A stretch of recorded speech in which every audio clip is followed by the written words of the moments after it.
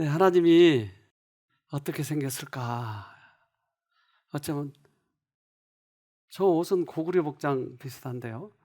네. 그래서 저같이 생각한 사람이 한둘이 아니고 예수님 오셨을 당시에도 필립이 물어봐요.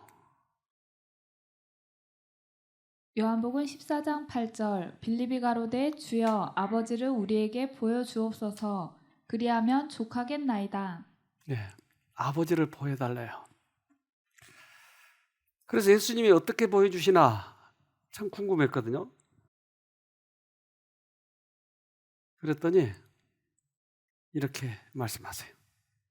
요한복음 14장 9절 예수께서 가라사대 빌립아 내가 이렇게 오래 너희와 함께 있으되 내가 나를 알지 못하느냐 나를 본 자는 아버지를 보았거늘 어찌하여 아버지를 보이라 하느냐. 그러면 하나님을 어떻게 보죠? 누굴 보면 아버지를 본 자라고요? 예수님을. 그럼 예수님을 보면 아버지를 알 수 있네요. 그래서 나중에 이것을 깨달았어요, 제가. 그러니까 제가 초신자 때라 어떻게 하나님을 보는지, 어떻게 예수님을 알아가는지 몰랐어요, 도대체. 요한복음 10장 30절 나와 아버지는 하나이니라 하신대. 그러네요. 하나. 아버지와 예수님은 하나였네요. 삼위일체라고 얘기하잖아요. 그런데 뭐가 삼이고 뭐가 일체죠?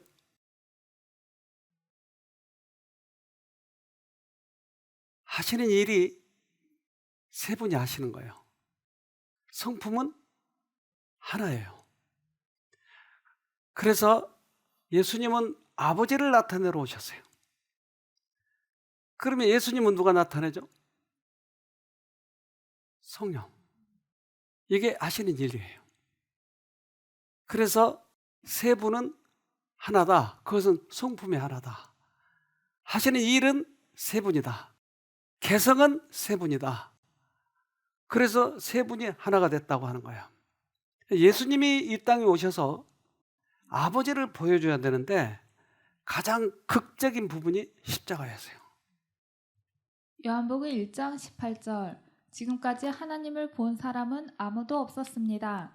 그러나 하나님이시며 아버지 곁에 계시던 독생자이신 분이 우리에게 하나님이 어떤 분이신지를 알려주셨습니다. 그래서 아버지를 보여주실 수 있는 분이 예수님인데 아버지를 직접 우리가 봐버리면 타버려요. 죄는 하나님은 태워버리기 때문에 우리가 가지고 있는 죄 때문에 우리가 타버린 거예요. 그래서 심판 때 타는 거예요. 그런데 우리를 태우지 않고 만나는 방법은 뭐라고요? 인간의 옷을 입혀가지고 하나님을 보낸 거예요. 그래서 우리가 타 죽지 않은 거죠. 그런데 예수님을 만나기 전에도 우리는 어렴풋이 하나님에 대해서 알 수가 있는데 이런 그림들 아세요, 여러분? 네, 명화죠. 근데 이 그림을 자세히 보면 그림 그린 자의 성격을 대충 알 수가 있어요. 우울증 환자 중에 한 분이 우리 교회에 오신 분이 있었는데 이분이 그림을 아주 잘 그려요. 그래서 그분 집에 갔더니 그림을 그려놨는데 아, 어둡구나 한눈에 알겠더라고요. 검은색이 많이 들어가고 우울해, 분위기가 우울해요. 그러니까 한눈에 그 작가가 어떤 분인지를 금방 알 수 있는 거야. 똑같은 그림 같지만 사실은 하나는 모조품이에요. 그래서 그림 그린 사람이 어떠한 마음을 가지고 그리는가. 이것도 명화죠. 예. 그러면 하나님의 작품이 어디 있죠? 자연계에 있는 거예요. 그러니까 이것만 봐도 대충 우리는 하나님을 알 수가 있는 것이죠. 하나님께서 지으신 작품들 가운데 계시된 하나님의 품성을 연구하면 사람을 천하게 만들고 약하게 하는 쾌락에서 그 마음을 빼앗아 갈 만한 사색의 한 분야가 열릴 것이다. 그래서 하나님의 작품을 지속적으로 보게 되면 우리들이 쾌락으로부터 벗어날 수 있는 것이죠. 유혹으로부터 벗어날 수 있는 거죠. 그래서 그 나무들, 풀들, 새들 이런 것들 보면 참 마음이 감동이 돼요. 나도 모르는 사이에. 도시에 가 있으면 자동차 소리 또는 무슨 공장 소리 이런 소리가 많이 들리는데 이것이 신경이 쓰게 스트레스가 되는 거야. 근데 산에 가서 새 소리를 듣고 있으면 그렇게 시끄러워도 스트레스가 안 되는 거예요. 왜요? 그분의 작품이나 이 작품이나 같은 손에서 나온 거니까. 그게 좋은 거예요. 기뻐요. 그래서 이러한 작품으로도 다 표시할 수 없는 부분이 있어요. 그 부분을 우리들에게 알게 해주기 위해서 하나님이 직접 오셔서 당신의 생애를 사신 거예요. 그래서 3년 반 동안에 사신 그 생애는 하나님의 생애였어요. 그래서 하나님이 예수님을 통해서 나타나셨죠. 우리가 하나님을 보려면 어떻게 봐야 된다고요? 고구리 복장 찾아가야 된다고요? 아니요. 예수님을 보면 되는 거예요. 하나님께서는 당신의 개성과 품성을 다 같이 묘사하기 위하여 천운계보다 더욱 분명한 계시가 필요함을 아셨다. 그분께서는 당신의 아들을 이 세상에 보내셔서 볼 수 없는 하나님의 본성과 속성을 인간의 눈으로 볼 수 있게끔 나타내셨다. 제가 하나님을 처음 믿기 시작할 때 이제 우리 집사람이 나를 이끌어서 교회에 갔는데 헌금 바구니를 돌리는 거예요. 근데 다 헌금 바구니에 넣는 거예요. 근데 나는 고민이 되는 거예요. 왜 이 돈을 내지? 여러분 왜 내요? 낼 이유가 나는 없는 거예요. 다른 사람이 내니까 같이 내야 되잖아요. 근데 그게 싫은 거예요. 안 냈어요. 여러분 나 따라서는 하지 마세요. 그런데 자꾸 우리 집사람이 안 냈어요. 몇 개월 동안. 왜 낼 이유가 없는 거예요. 왜 내요 내가. 그래서 이 마음이 갈등이 되는 거예요. 왜 내가 내야지? 그런데 이 교회를 오래 다니면 돈을 내야 축복을 받는 것처럼 착각을 해요. 그렇잖아요? 그렇다면 제가 어렸을 때 알았던 그 신과 같은 거예요, 예수가. 우리 아버지가 옛날에 트럭을 여러 대 가지고 옛날에는 산판 했어요, 산판. 나무를 잘라가지고 그걸 도시에 갖다 파는 거예요. 근데 그게 이제 돈을 좀 벌어요. 근데 차를 여러 대 하다 보니까 자꾸 사고가 나는 거야. 그때는 보험도 없고. 그래서 이제 그 피해자들이 와서 막 우리 집에 와서 땡깡 놓고 그러는 거야. 난 그게 뭔지도 몰랐죠. 어렸으니까. 5살쯤 됐을 때. 그런데 어느 날 푸닥거리 하는 사람이 왔더라고요. 근데 그 사람이 우리 어머니를 멍석에다 감아가지고 그 칼로 막 내리치는 거예요. 그러니까 우리 어머니가 그 속에서 얼마나 아프겠어요? 그래서 내가 막 우니까 넌 몰라 빨리 들어가. 그래가지고 방에다 가둬놓더라고요 차를. 궁금해서 구멍을 뚫어가지고 우리 엄마 죽나 안 죽나.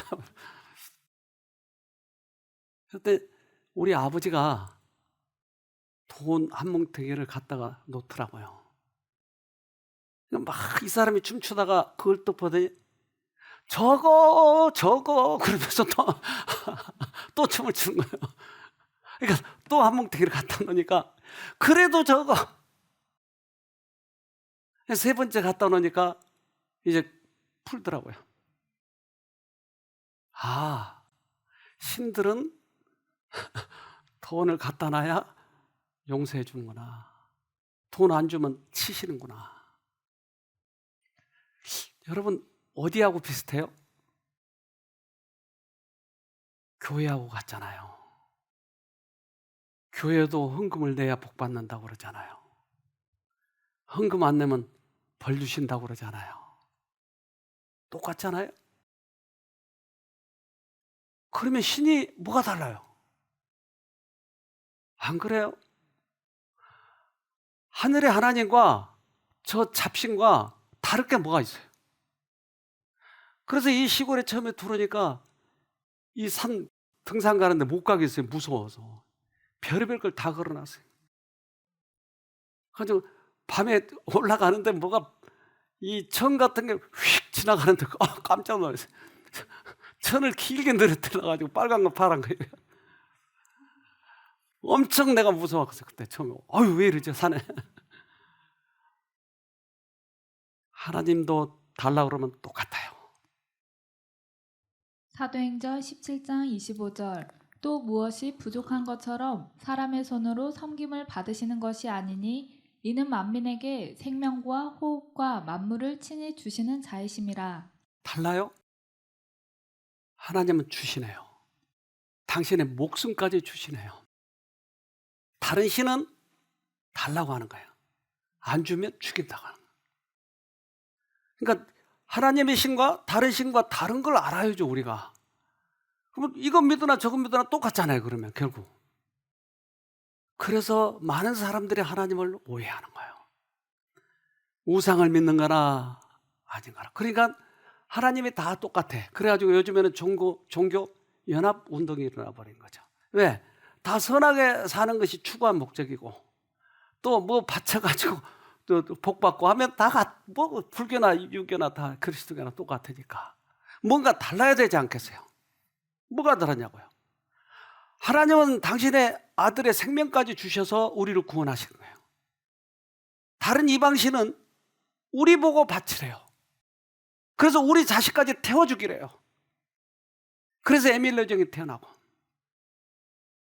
거꾸로 돼 있어요. 다른 신과. 근데 너무나 교회에서 오해시켜놔 버리니까 교회에 돈을 벌기 위해서 때때로 달라고 하는 거야. 안 주면 벌 받는다고 이런 상투수단을 쓰는 거예요. 사도행전 17장 23절 내가 두루다니며 너희의 위하는 것들을 보다가 알지 못하는 신에게라고 새긴 단도 보았으니 그런즉 너희가 알지 못하고 위하는 그것을 내가 너희에게 알게 하리라. 그러니까 신이 누가 진짜 신인지 모르니까 아무 신이나 믿는 거예요. 그러면 헌금을 내야 돼요 말아야 돼요? 결론 얻읍시다.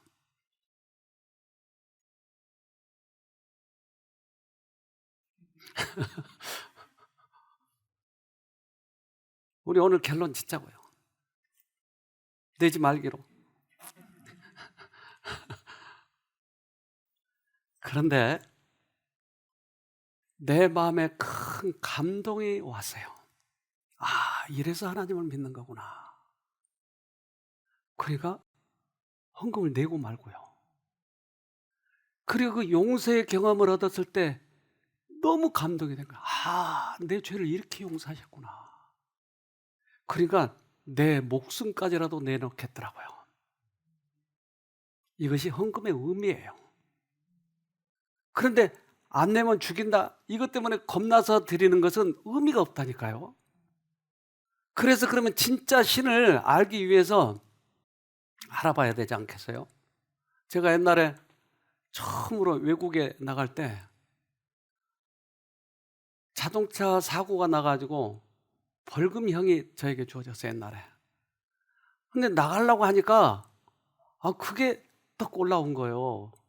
그래서 신원조회 안 된다는 거예요. 그래서 그거 해결하려고 얼마나 애를 썼는지 몰라요. 그런데 신원조회를 하려면 어디 가봐야 돼요? 호적처분을 들여봐야 돼요. 거기에 빨간 줄이 있는지 없는지. 그렇잖아요. 그러면 진짜 신을 어디 가서 호적조회를 하죠? 진짜 신, 진짜 신을 찾아야 되잖아요. 구약을 보면 거기에 나와요. 앞으로 신을 보낼 테니까, 하나님의 자식을 보낼 테니까, 그 신이 진짜 신이다 라고 알려주지 않겠어요? 그러니까 구약에 보면 신이 진짜 오면, 즉 메시아가 오면 어떤 일을 할 것이라고 하는 것을 다 보여줬다 이 말이에요. 그게 무슨 일이었어요? 헌금 안 내면 죽인다? 아니었잖아요. 구약에는 정확히 얘기해요. 이사야 58장 6절 나의 기뻐하는 금식은 흉악의 결박을 풀어주며 멍에의 줄을 끌어주며 압제당하는 자를 자유케 하며 모든 멍에를 꺾는 것이 아니겠느냐. 그분은 풀어주러 오셨네요. 자유를 하시러 오셨네요. 사람들이 어디에 얽혀 있는 것, 묶여 있는 것을 풀어주러 오신 거예요. 포로된 자에게 자유를. 그러면 우리가 진짜 신을 찾아가야죠. 이왕 믿을 바에야.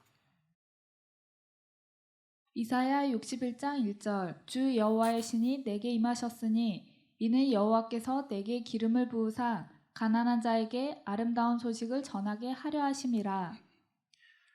그래서 메시아가 오면, 하나님의 아들이 오면 우리를 상처를 치료해주고 사람들을 풀어주고 사람들을 치료해주고, 이것이 하나님이라 이 말이에요. 이것이. 근데 그 하나님을 오해시켜버리면 돈 안 내면 벌 받는다 이렇게 돼버린 거예요. 이사야 61장 1절 나를 보내사 마음이 상한 자를 고치며. 그런데 교회 가가지고 얼마나 많은 사람들이 오히려 상처를 받고 오냐고요. 그래서 이 돈하고 참 관련이 많이 있어요. 저도 이 교회를 오랫동안 섬겨보면서 참 이것과 많이 갈등을 했어요. 그래서 어느 날 제 마음에 양심의 소리가 들리는 거예요. 헌금 바구니 돌리지 말자. 그런데 이제 직원들이 양쪽에 의견이 있는 거예요. 그러면 교회를 어떻게 운영하죠? 그래도 하나님께서 말씀하셨으니까 해봅시다.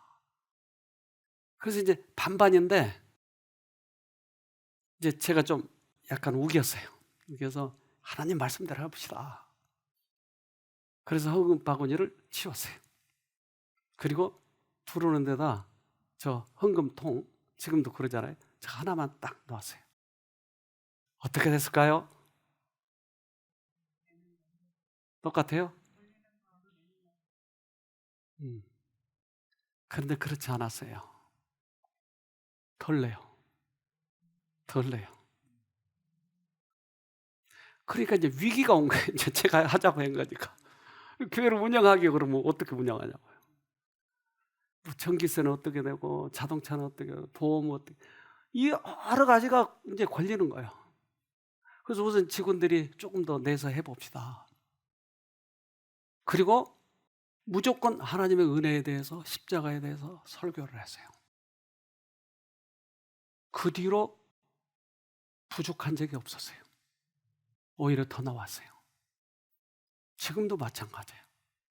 제가 강요한 설교를 하던가요? 안 하잖아요. 왜? 이거 확신이 있으니까. 하나님을 만나면 목숨이라도 내놓는다니까요. 그래서 원칙대로 가야 돼요. 그래야 사람을 구원하죠. 그런데 겁만 줘가지고 만약에 교회를 믿게 만들면 그는 포로에 잡혀 있는 것이에요. 우리는 하나님을 정확히 알아야 돼요. 이사야 61장 1절 포로된 자에게 자유를 갇힌 자에게 노임을 전파하며. 주님이 오신 이유는 오히려 포로에서 풀어주러 오신 거라고요. 붙잡으러 온 거 아니에요. 그래서 구약에 있는 그 메시아에 대한 예언이 신약에서 다 이루어지는 거예요. 누가복음 4장 18절 주의 성령이 내게 임하셨으니 이는 가난한 자에게 복음을 전하게 하시려고 내게 기름을 부으시고 나를 보내사 포로된 자에게 자유를 눈먼 자에게 다시 보게 함을 전파하며 눌린 자를 자유케 하고. 구약의 이사야 61장에 있는 말씀이 신약에 똑같이 나오는 거예요. 포로된 자에게 자유를. 제가 어렸을 때 장난을 많이 쳤는데 숨바꼭질도 하고, 어떤 놀이는 이불을 뒤집어 씌워놓고 때리고 도망가는 거예요. 누가 때렸냐는 거예요. 그러면 호진이가 때렸는지 내가 때렸는지 어떻게 알죠? 느낌, 그렇죠. 느낌으로. 호진이가 좀 세게 때리죠, 저보다. 제가 좀 원한이 많이 져가지고 많이 세게 때리죠. 느낌을 안다고요? 알아요? 입을 뒤집어 쓰고 어떻게 알아요? 그러면 하나님도 벌 주시고 사단도 벌 주시면 하나님도 때때로 사람들을 교육시키기 위해서 치신다고 하잖아요. 여러분 그런 소리 안 들어봤어요? 하나님은 사랑하지만 사람들을 교육시키기 위해서 치신다고 하잖아요. 많이 들어보셨을 텐데 거의 대부분 그거 들으시던데. 그러면 하나님이 때린 건지 호진이가 때린 건지 어떻게 알아요? 인간은 몰라요. 그 세기로 안다고요? 느낌으로 안다고요? 몰라요. 하나님은 치시지 않아요. 착각하고 있는 거예요. 질병과 고통과 죽음은 어떤 반대 세력의 작용이다. 사단은 파괴자이며 하나님은 회복자이시다. 이스라엘 백성에게 주어진 말씀은 오늘날 육신의 건강과 심령의 건강을 회복하는 사람들에게도 해당된다. 나는 너희를 치료하는 여호와임이니라. 반대 세력이래요. 반대 세력. 그런데 우리는 하나님은 치시기도 하고 치료하기도 한다라고 착각을 하고 있는 거예요. 그러니 얼마나 사단이 우리를 가지고 노는지 몰라요. 많은 개신교에 다닌 분들이 여기 와서 똑같이 얘기를 하는 거예요. 그러니 이걸 풀어주려면 정말 기도가 필요하더라고요. 시간도 필요하고. 바로 하나님은 치신 분이 아닙니다. 그러면 불같이 화를 내요. 그래서 성경을 하나씩 풀어가 보면 확신이 드는 거예요. 만약에 여러분들도 여기 오셔서 그거 하나만 깨달아가도 굉장히 깨달아갑니다. 히브리서 2장 14절로 15절. 자녀들은 혈육에 함께 속하였음에 그도 또한 한 모양으로 혈육에 함께 속하심은 사망으로 말미암아 사망의 세력을 잡은 자 곧 마귀를 없이 하시며 또 죽기를 무서워함으로 일생에 매여 종로를 타는 모든 자들을 놓아주려 하심이니. 하나님과 사단은 이렇게 달라요. 하나님은 치료하러 오셨고 마귀를 잡으러 오셨어요. 그런데 마귀가 하는 짓을 하나님이 한다고 우리가 속고 있는 거예요. 하나님은 치지 않아요. 여러분 이란 시 아십니까? 하나오니 아세요? 옛날 시인이라서 잘 모르시군요. 이 사람이 지은 시. 전라도길 소록도로 가는 길 가도 가도 붉은 황토길 숨막히는 더위뿐이더라. 소록도 포구 낯선 친구 만나면 우리들 문둥이끼리 반갑다. 천안 삼거리를 지나도 수세미 같은 해는 서산에 남는데 가도 가도 붉은 황토길 숨막히는 더위 속으로 절름거리며 가는 길 신을 벗으면 버드나무 밑에서 직가다비를 벗으면 발가락이 또 한 개 없어졌다. 앞으로 남은 두 개의 발가락이 잘릴 때까지 가도 가도 천리 먼 전라도길. 이 시 한 구절에 마음이 애리잖아요. 발가락이 하나 떨어져 버리고. 그리고 문둥이 아닌 사람을 만나면 얼마나, 저도 어렸을 때 문둥이 오면 애들을 잡아먹는다는 소문이 있어가지고 막 돌을 던지고 그랬는데, 그러니까 사람 만나면 돌을 던지고 그러잖아요. 근데 이 문둥이의 삶이 애환이에요, 애환. 그 하나오니가 이 사람이에요. 그런데 옛날 예수님이 오셨을 때 이 문둥이를 뭐라고 불렀냐면요. 동방에 알려진 모든 질병 중에 문둥병은 가장 무서운 병이었다. 그 불치성과 전염성, 그리고 그 병이 희생자에게 끼치는 끔찍스러운 결과 등은 가장 용기 있는 사람조차도 공포로 가득 차게 했다. 유대인들 간에 이 질병은 죄 때문에 받는 심판으로 여겨졌으므로 하나님의 치심 혹은 하나님의 손가락이라고 불려졌다. 그래서 이스라엘 사람들은 하나님이 쳤다고 한 거야. 네 죄 때문에 하나님이 치신 거야. 그러니까 하나님의 손가락이야. 그러면 하나님이 치시면 나을 수 있어요, 없어요? 없어요. 누가 나? 그러니까 다른 병은 몰라도 문둥이는 포기를 한 거예요. 자기 병에 대해서. 난 나을 수 없어. 여러분 배너 영화 봤잖아요. 그 배너의 그 어머니가 문둥병이었잖아요. 그래서 그 굴에 피신해 있잖아요.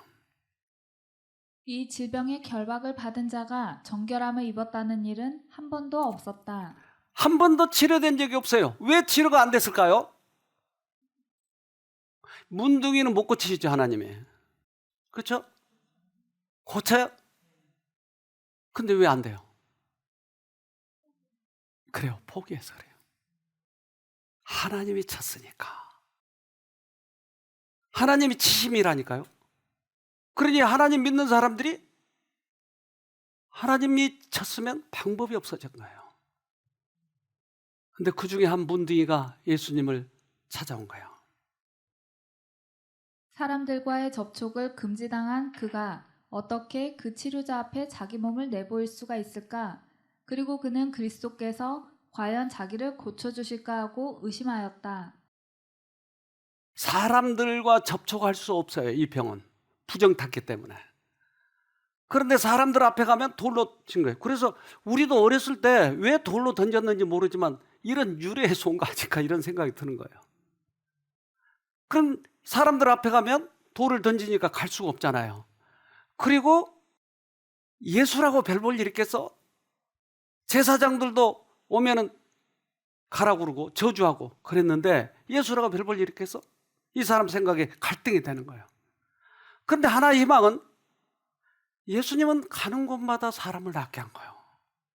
그러면 다른 병과 자기 병을 비교해 보는 거예요. 이제. 소경도 또 중풍병자도 일어난다 이 말이에요. 그러면 나는 안 될까? 왜 이 갈등을 하겠어요? 다른 문둥이들은 다 포기했죠. 자기는 하나님이 치셨으니까 안 되지만 이 사람은 갈등을 하는 거예요. 바리새인과 의사들과 같이 자기에게 저주를 선언하고 사람 사는 곳에서 도피하라고 하지 않을 것인가? 그래서 제사장은 너 따로 가야 돼. 저주하고. 그래서 저주할 때 그 소리 하는 게 있어요. 그런데 예수님이 가시는 곳마다 병을 고친 거예요. 그는 예수에 관하여 자기가 들어온 모든 것을 생각해 보았다. 예수에게 도움을 구한 자 중에 한 사람도 그냥 돌아간 자는 없었다. 이 불행한 사람은 구주를 찾기로 결심하였다. 이 결심이었네요. 그러니까 이 사람 속에 성령께서 깨닫게 해주신 거예요. 하나님은 벌을 주시지 않는다. 치신 분이 아니다. 이것 때문에 용기를 가지고 예수님에게 가는 거야. 근데 예수님에게 가면 예수님에게는 항상 주위에 있는 사람이 있기 때문에 문둥이가 갈 때 돌로 던지는 거예요, 사람들이. 그럼 예수를 찾아가려면 뭘 각오해야 돼요? 죽기를 각오하는 거예요. 다른 모든 사람들은 하나님을 치신다고 하는데 이 문둥이만은 아니야, 나도 나올 수 있어. 다른 모든 사람은 헌금을 내야 된다, 안 내면 벌 받는다 라고 생각하지만 아니야, 하나님은 그러신 분이 아니야. 여러분 사실 이 얘기는 중요한 얘기예요. 거기에서 벗어났을 때 얼마나 큰 자유가 온지 몰라요. 돌을 쳐다보지 않았어요. 사람을 쳐다보지 않고 문둥이는 예수에게 뛰어가는 것이었어요. 그는 그들을 보지도 그들의 말을 듣지도 않는다. 그들의 혐오하는 표정은 그에게 보이지 않는다. 그는 오직 하나님의 아들만을 본다. 그는 죽어가는 자에게 생명을 말씀하시는 그 음성만을 듣는다. 악습을 치료하거나 병을 치료할 때 이 문둥이 방법을 하세요. 다른 사람이 낫는 거 봤나? 이런 거 하시지 말고 그냥 예수만 보고 가면 되는 거예요. 내 병을 고칠 수 있을까? 이런 거 생각하지 말고 예수님만 보고 가는 거예요. 그래서 하도 용기 있게 담대하게 오니까 사람들이 다 도망간 거예요. 오히려 사람들이 돌로 치다가 오히려 사람들이 도망간 거예요. 근데 도착하자마자 이렇게 이야기하는 거예요. 마태복음 8장 2절 한 문둥병자가 나와 절하고 가로되 주여 원하시면 저를 깨끗게 하실 수 있나이다 하거늘. 할 수 있어요, 없어요? 깨끗게 하실 수 있어요, 없어요? 있어요? 때때로 하나님께서는 중풍도 고치고 귀신도 쫓아내주고 하면서 설명도 하고 천천히 하세요. 근데 이때는 다급한 거예요, 예수님도. 왜? 나는 치료하러 온 사람이야. 이걸 알려줘야 돼요. 원하시면, 이 말은 굉장히 용기를 내고 지금 이야기한 거예요. 근데 예수님은 원해요? 병 고치기를 원해요? 그분이 그것 때문에 오셨다니까요. 마태복음 8장 3절 예수께서 손을 내밀어 저에게 대시며 가라사대 내가 원하노니 깨끗함을 받으라 하신대 즉시 그의 문둥병이 깨끗하여 진지라. 때때로 하나님께서는 시간을 두고 하시지만 이것은 급한 일이에요. 당신의 온 목적을 지금 알려줘야 되니까. 그래서 내가 원한다. 깨끗함을 받아라. 문둥병자를 그 무서운 질병에서 깨끗게 하신 그리스도의 사업은 영혼을 죄에서 깨끗하게 하시는 그의 사업에 대한 예증이다. 우리들의 모든 영혼을 깨끗게 하실 수 있는 분이에요. 그분은 어떠한 병이든지 치료하실 수 있는 분이에요. 그런데 그것을 내가 죄하니까 나는 안 되는 거예요. 어떤 병이든지 되는 거예요. 그래서 죽은 자도 살리셨지 않습니까? 예수님이 오셔서. 우리의 하늘아버지께서는 우리 인간 고통이나 슬픔을 주고자 하지 않으신다. 그분은 질병과 사망의 창조자가 아니시오 오직 생명의 근원이시다. 하나님께서는 사람이 사는 것을 원하시며 살기 위해서 그들이 생명과 건강의 법칙을 준행하기를 바라신다. 주님께서는 누구든지 고치시길 원하는 거예요. 그런데 내가 말만 하고 건강의 법칙도 지키지 않고 식사도 제멋대로 하고 운동도 안 하고 그러면서 말만 하면 하나님이 고쳐주면 하나님을 뭐라고 할까요? 하나님은 우리를 게으름뱅이 만들기 원하지 않아요. 우리가 하는 것은 하되 할 수 없는 부분을 주님께 맡기는 거예요. 그래서 건강법칙을 지키면서 하나님 이 부분을 도와주십시오. 그럼 주님께서는 내가 원하노니 깨끗함을 받으라. 누구든지 이 말을 들을 수 있는 것이에요. 누구든지. 근데 나는 내가 스스로 한계를 정해놓은 거예요. 문둥이는 안 돼. 그러니까 안 되는 거예요. 문둥이가 그래서 안 된 거예요. 그러나 주님은 원하는 사람은 다 하셨어요. 나만도 그렇게 됐나요? 나만도 문둥이가 나왔나요? 그렇잖아요. 그 이후로 나은 사람이 없는 거예요. 그것은 자기가 한계를 두기 때문에. 예수님은 이 땅에 오신 목적이 그거예요. 저희가 섬긴다고 주장하면서도 그분의 품성을 오해해왔던 그 하나님이 이제 그들 앞에서 영적 질병의 대치료자로 제시되었다. 온 머리가 병들고 온 마음이 피곤하더라도 어떠랴. 발바닥에서 머리까지 성한 곳이 없이 상한 것과 터진 것과 매로 맞은 흔적뿐이면 어떠랴. 자신의 마음의 길로 고집스럽게 따르던 자도 여호와께 돌아옴으로 치유함을 받을 수 있다. 자기들은 하나님을 믿는다고 했지만 막상 하나님이 왔는데 하나님을 오해하고 있는 거예요. 그런데 돌아오기만 하면 자존심이 어쨌든 관계없어요. 돌아오기만 하면 치료하신 것이에요. 우리 어린이들 그 좋아하는 사람이 성경에 누구죠? 인물. 다윗. 예. 멋지잖아요. 그 소년이 그 거구 골리앗을 한 방에. 대단히 훌륭한 사람이에요. 근데 이가 왕이 돼요. 어떻게 왕이 됐어요?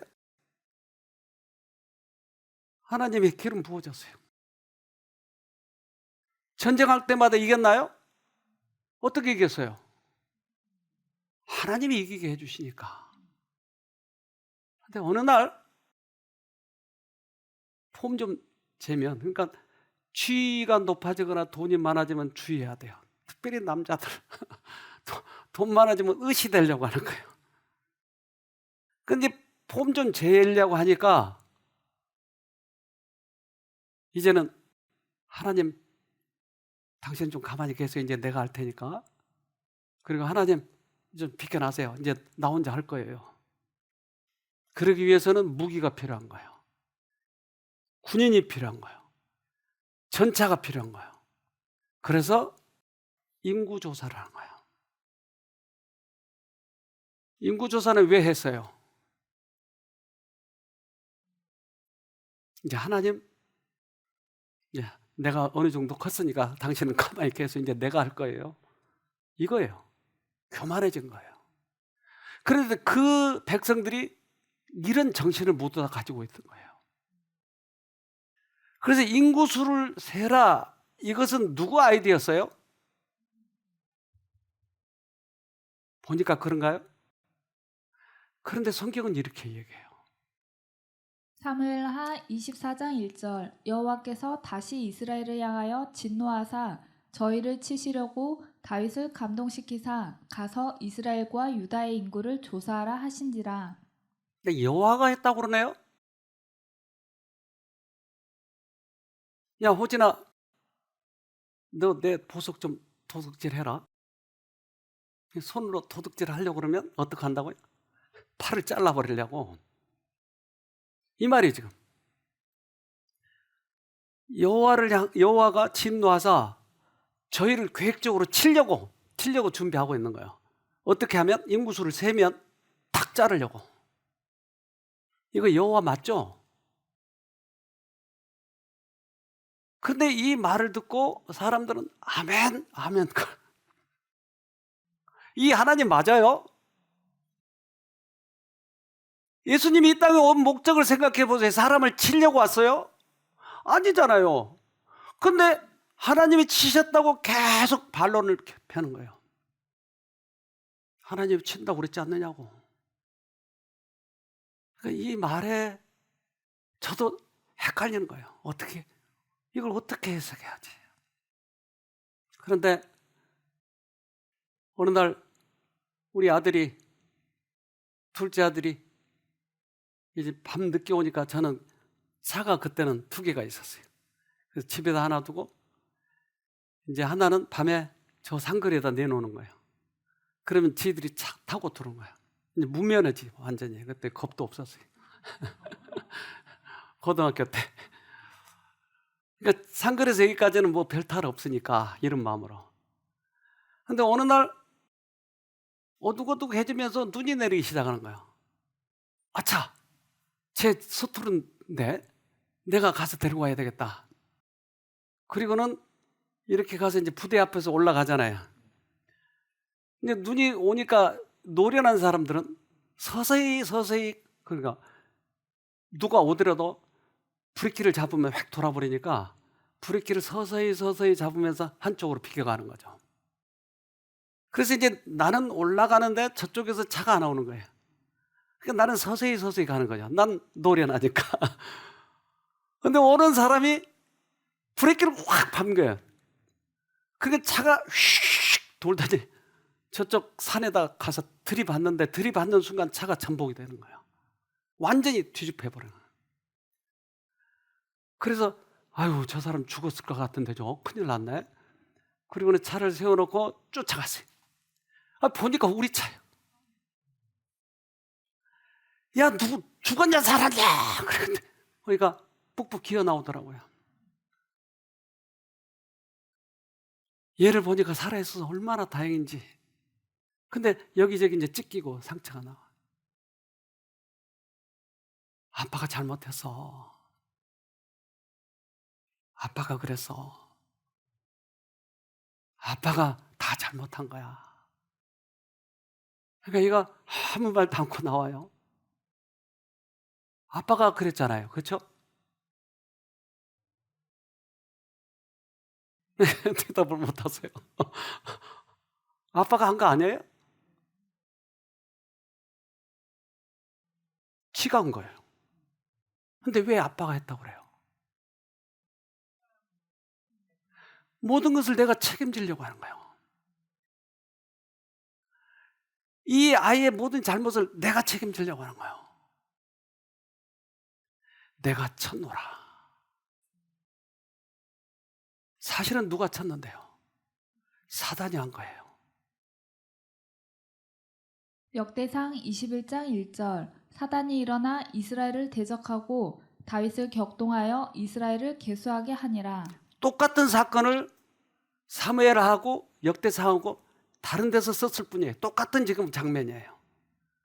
근데 역대상에서는 사단이, 저는 쾌재를 불렀어요. 맞아, 이거야 이거. 그런데 못 본 거야.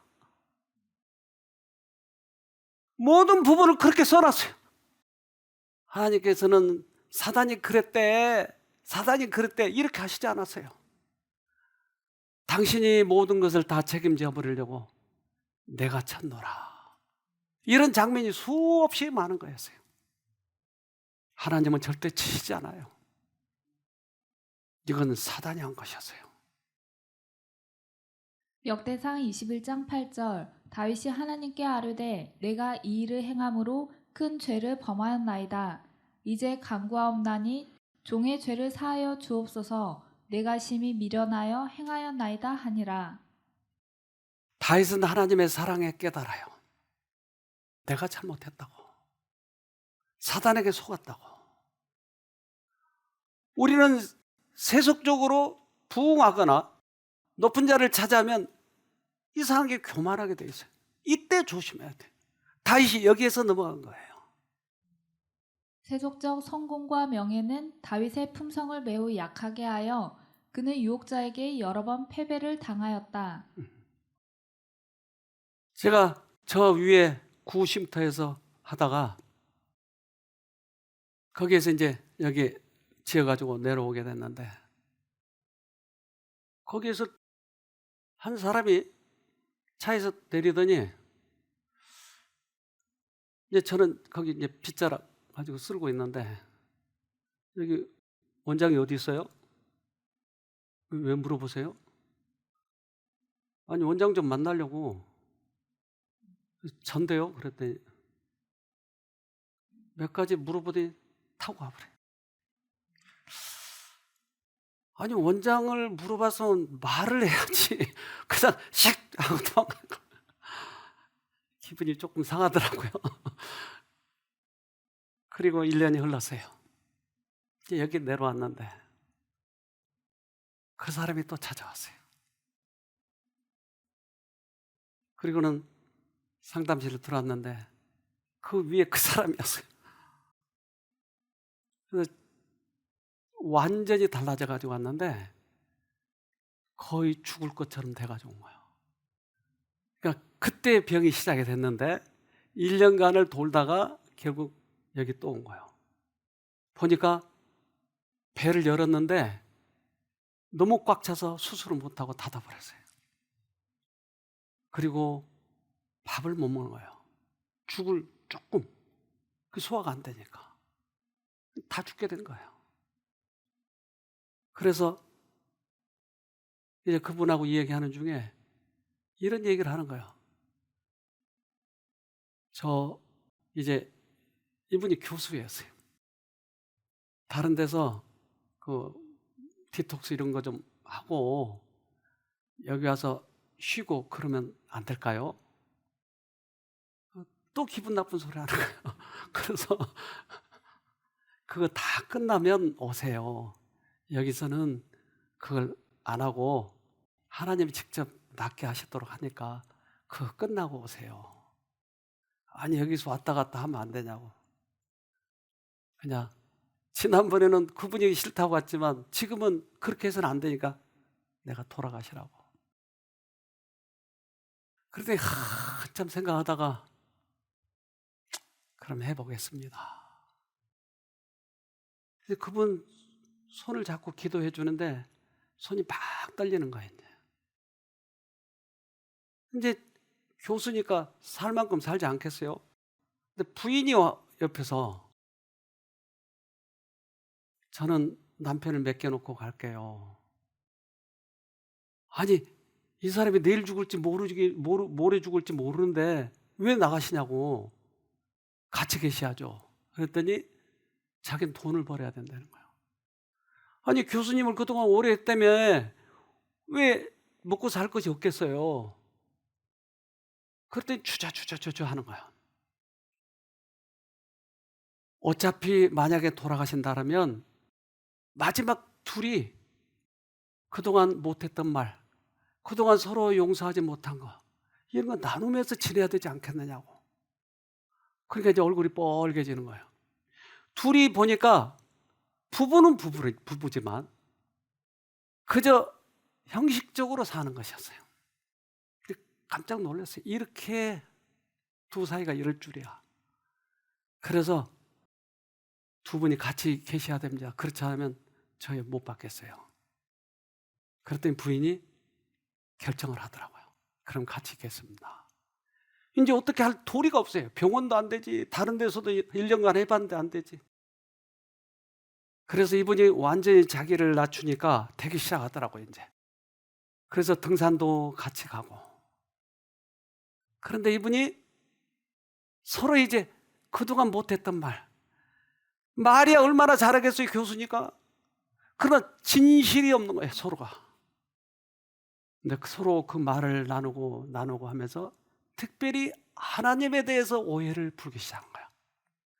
오늘 얘기처럼 그동안 하나님은 무서운 분, 엄격한 분, 아버지가